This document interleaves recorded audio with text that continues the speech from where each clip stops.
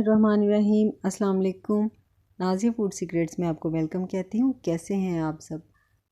आज मैं आपके साथ यखनी वाले साग की रेसिपी शेयर कर रही हूँ। ये बहुत ही मज़े का और ज़बरदस्त बनता है।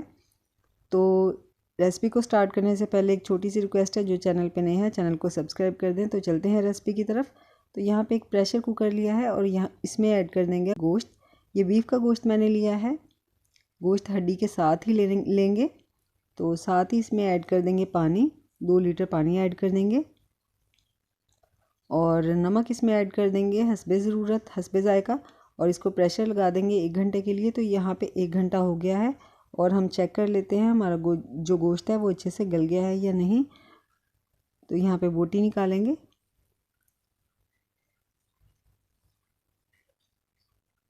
तो ये देखिए जो गोश्त है हमारा अच्छे से गल गया है।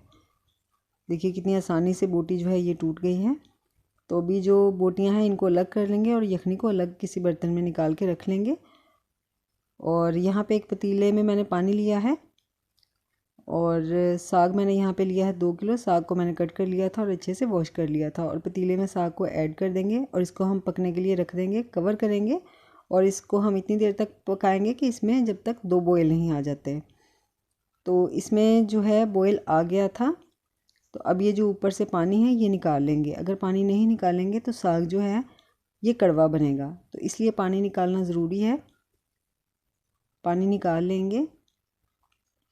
तो यहाँ पे पानी मैंने निकाल लिया है और फिर से इसमें जो है पानी ऐड करेंगे।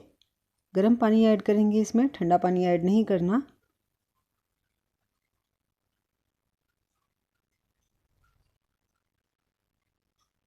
तो ये देखिए पानी जो है मैंने इसमें ऐड कर दिया है और इसको हम पका लेंगे। इसको मैंने कवर कर दिया था और पका लिया था। और ये देखिए इसका जो पानी है ड्राई हो गया है। और अब इसमें ऐड कर देंगे पालक। अभी कुछ पानी बाकी है इसमें और साथ ही इसमें पालक ऐड कर देंगे। पालक मैंने ली थी 1 गड्डी। पालक को भी मैंने कट कर लिया था और अच्छे से वॉश कर लिया था। तो साथ ही इसमें ऐड कर दिया है बाथू। बाथू की भी 1 गड्डी ली थी। तो अच्छे से वॉश किया था इनको और आप भी अच्छे से वॉश किया करें, क्योंकि ये ज़मीन में उगते हैं और इनके अंदर बहुत रेत और मिट्टी होती है। तो ये देखिए कवर कर दिया था इसको और इसको पकने के लिए रख दिया था। और साग हमारा जो है ये गल चुका है और इसमें ऐड कर दी है मैंने यखनी। और यखनी को अच्छे से साग में मिला लेंगे। और इसके बाद इसमें ऐड कर देंगे सब्ज़ मिर्चें। सब्ज़ मिर्चों की मैंने एक आम जो कटोरी हमारे घर में होती है वो कटोरी मैंने ले ली थी और सब्ज़ मिर्चों की पेस्ट बना ली थी और इसमें ऐड कर दी है।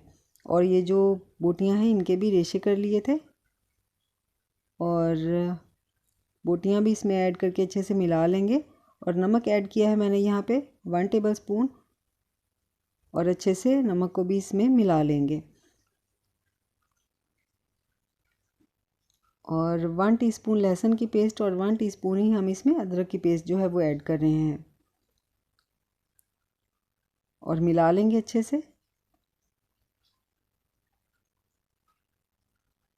तो ये देखिए साग जो है हमारा ये रेडी हो गया है। और यहाँ पे मैंने इसमें आटा भी मिलाया था। तो अभी एक ब्लेंडर का जग लेंगे और इसमें जो साग है ये ऐड कर देंगे और इसको ब्लेंड कर लेंगे।